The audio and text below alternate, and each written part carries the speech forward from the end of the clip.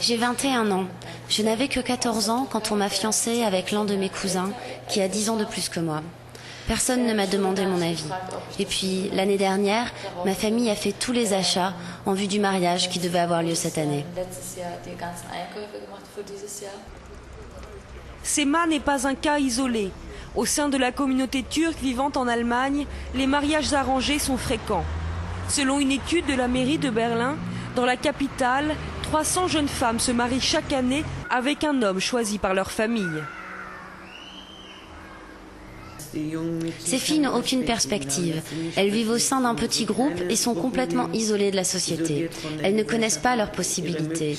Il faut absolument les aider. En parlant avec elles, on s'est rendu compte que le mariage arrangé est parfois perçu comme la seule possibilité d'échapper à la famille.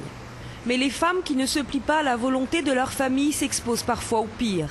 48 crimes d'honneur ont été recensés en Allemagne depuis 1995, le plus spectaculaire, celui de Hatun Surucu. Mariée de force en Turquie, elle quitte son mari pour refaire sa vie à Berlin avec son fils Can, mais en février 2005, elle est abattue en pleine rue.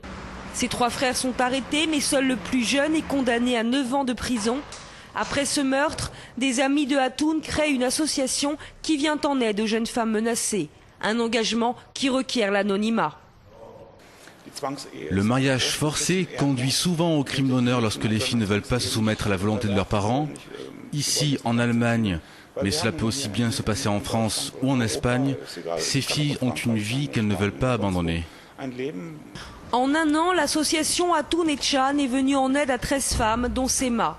Elle s'est enfuie en mars de cette année, laissant derrière elle sa famille. Les mois, les jours passent, les vacances d'été arrivent et tu sais que tu vas devoir te marier. À ce moment-là, le déclic est automatique. Et si tu as pris contact avec quelqu'un qui peut t'apporter de l'aide, eh bien tu t'en vas. Il ne faut pas regarder en arrière, mais vers l'avant.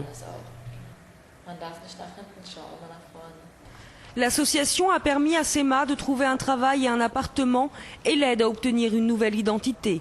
Mais elle espère un jour se réconcilier avec sa famille.